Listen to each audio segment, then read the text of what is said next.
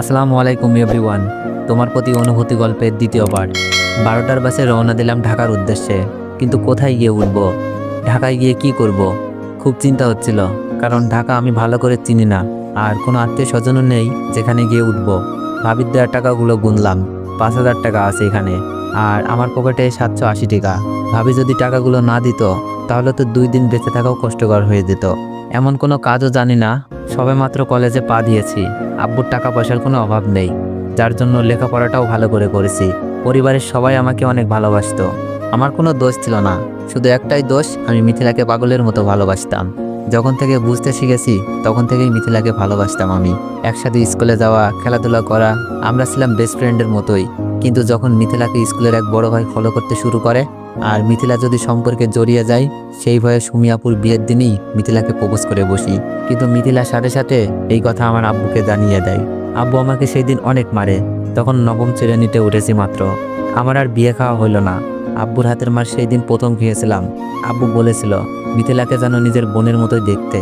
আমার মায়ের দেখে মিথিলা অনেক হেসেছিল, কিন্তু মিথিলার প্রতি আমার কোনো রাগ আসেনি। বিয়ের দিন সুমি আপুর সাথে যাওয়ার জন্য বলেছিল আপু, আমিও প্রিপারেশন নিয়ে রেখেছিলাম, কিন্তু আমার আর যাওয়া হলো না, মিথিলাই গেল। আব্বু আমাকে মারের কারণটা শুধু ভাবিই জানতো, আর সবাই জেনেছিল আমি দুষ্টুমি করেছি তাই মেরেছে। অনেকে আব্বুকে রাগ দেখিয়েই বলেছিল দুষ্টুমির জন্য কেউ এমনভাবে মারে, আর বিয়ের দিন ফাজলামি করবে না তো কবে করবে। আপুকে আনার জন্য গিয়েছিলাম। আপু না যাওয়ার কারণটা কি জানতে চেয়েছিল, কিন্তু কিছুই বলে নাই। তবে মিথিলার মনে যেন আনন্দের জোয়ার বইছে। নতুন দুলাভাইয়ের সাথে ভালোই খাতির জমেছে। আমার খুব ভালো লাগতো বড় ভাইয়ের অভাবটা দুলাভাইকে দিয়েই পূরণ করুক। আপুকে নিয়ে বাসায় আসলাম। দুলাভাইয়ের সাথে আমারও ভালো সম্পর্ক গড়ে উঠেছে। খুব ভালোই যাচ্ছিল দিনগুলো। কিন্তু বারবার মিথিলাকে আমার মনের কথা বলার চেষ্টা করেছি। মিথিলা বলতো আমি তোকে শুধু ভাইয়ের মতোই দেখি। দুলাভাইকে দিয়েও বলেছিলাম অনেকবার, কিন্তু কাজ হয়নি। তবে দুলাভাই আর মিথিলাকে অনেকবার একান্তে দেখেছি। মনে হচ্ছিল প্রেমিক প্রেমিকা বসে প্রেম করছে, কিন্তু আমি তখন এইসব নিয়ে ভাবি নাই, কারণ মিথিলা দুলাভাই এমন না। পরবর্তীতে এমনই হলো। হঠাৎ মোবাইলের মেসেজ টিউন বেজে উঠল। কল্পনা থেকে বাস্তবে ফিরে আসি। মিথিলার নাম্বার থেকে মেসেজ। কি লিখেছে? আমার রূপ বের করতে গিয়ে নিজেই ধরা খেয়ে গেলি, কি অভিনয়টা না করলাম। মিথিলার লেখাটা পড়ে চোখের কোণে জমে থাকা কষ্টগুলো বের হতে যাচ্ছিল। আমি জানি না তুই এমনটা কেন করছিস, তবে আমি চাইলেই তোদের রূপটা বের করে দিতে পারতাম, কিন্তু তোর সম্মান আর আপুর সংসারের কথা ভেবে কাউকে কিছু বলি নাই। মিথিলা বলল, তাই নাকি? তোর কাছে কি প্রমাণ আছে নিজেকে সাধু বানানোর জন্য? তবে কেন তোকে বাসা থেকে বের করেছি জানিস? যেন আমাদের সম্পর্ক আর কেউ না জানে, আর তোর কাছে যেন ছোট হয়ে না থাকতে হয়। আমি বললাম, ভালো করেছিস, এতে আমার কোনো দুঃখ নাই। শুধু বলবো আপুর সংসারটা যেন নষ্ট না করিস। তোদের এই অবৈধ সম্পর্ক নষ্ট করে সবাই যেমন ভাবতো তোকে সেই রকম যেন ভাবে। মিথিলা বলল, তুই আমাকে বলবে আমি কি করব? আমি দুলাভাইকে বিয়ে করব। তারপর আমি রিপ্লাই দিলাম, কিন্তু মেসেজ সেন্ড হচ্ছে না। বুঝতে বাকি নেই এই সিমটা নষ্ট করে ফেলেছে। কিন্তু আমার মনে খুব ভয় জন্মেছিল, আপুর সংসারটা কি মিথিলা ধ্বংস করে দিবে। তাই আমি সাথে সাথে দুলাভাইকে ভিডিও পাঠিয়ে ছোট করে মেসেজ লিখে দিলাম। আমি চাইলে এই ভিডিওটা সবাইকে দেখাতে পারতাম, এতে করে আপনার সম্মান কোথায় যেত একবার ভেবে দেখেন। কিন্তু আমি তা করিনি। আমি না হয় এই অপবাদে ভালোভাবে বেঁচে থাকতে পারবো, কিন্তু মিথিলার আব্বু নাই। আমার আব্বু নিজের মেয়ের মতো করে আদর করে, সেই আদরটা থাকতো না। আর মিথিলার সম্মানটা কোথায় থাকতো? আর আপনার আপুর চোখে সারা জীবন ধর্ষক হয়ে বেঁচে থাকতেন। হতে পারতো আপনার সংসারটা ভেঙে গেছে, আর আমাদের বাড়িতে সেই সম্মানটা আছেই, সেই সম্মানটা ঘৃণায় পরিণত হতো।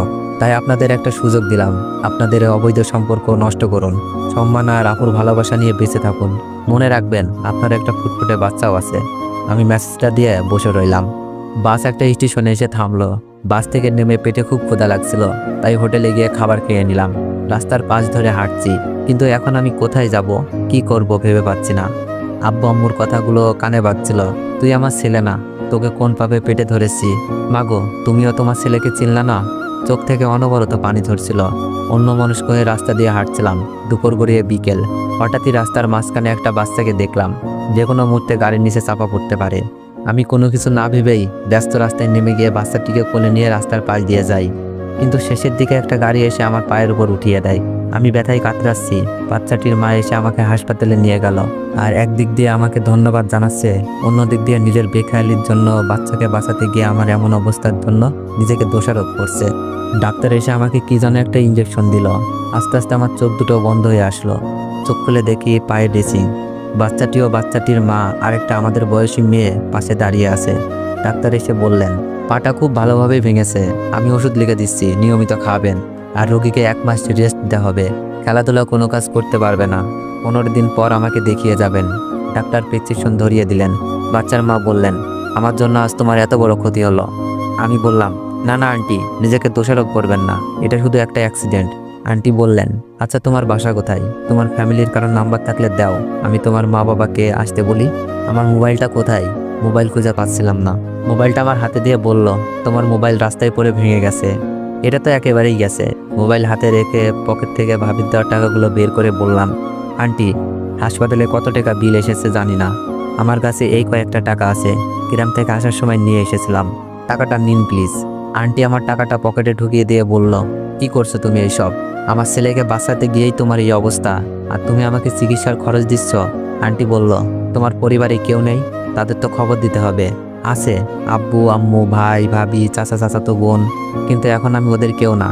বলতেই চোখ দিয়ে পানি বেরিয়ে আসলো। আন্টির সাথে থাকা মেয়েটি বলল, তাহলে আপনি যাবেন কোথায়? আমি কান্না করছিলাম আর বলছি, জানি না, আর সকালেই বাসা থেকে বের করে দিয়েছে আমাকে একটা মিথ্যা পাপের অপরাধে। আন্টি বলল, আচ্ছা তাহলে তুমি আমাদের বাসায় আসো, তোমার এখন রেস্টের দরকার। না আন্টি, এটা কি করে হয়? উপকার করেছি বলে আপনাদের বাসায় গিয়ে উঠবো? মেয়েটি বলল, চুপ করেন, এত ভালো মানুষ সাজার দরকার নাই। আমার ভাইকে বাঁচিয়েছেন, এখন আপনাকে বাঁচানোর দায়িত্ব আমাদের। চলুন। চলো ওঠো। আন্টি আমার 1 হাত ধরে তুললেন। আন্টি আমার কাপড়ের ব্যাগটা কই? আন্টি বললেন, আমরা তো তোমার ব্যাগ দেখি নাই, মনে হয় কেউ নিয়ে গেছে। আন্টি 1 হাত ধরে আর মেয়েটি আর 1 হাত ধরে হাঁটার জন্য বলল, কিন্তু আমি পা ফেলতে পারছি না, খুব কষ্ট হচ্ছে। প্রথম পা ফেলেই চিৎকার দিয়ে উঠলাম। আন্টি বলল, আস্তে আস্তে পা ফেলো। তো এভরিওয়ান, নেক্সট চাইলে একটু বেশি বেশি কমেন্ট করুন আর একটু বেশি বেশি কপি লিঙ্ক করে দিন। ধন্যবাদ।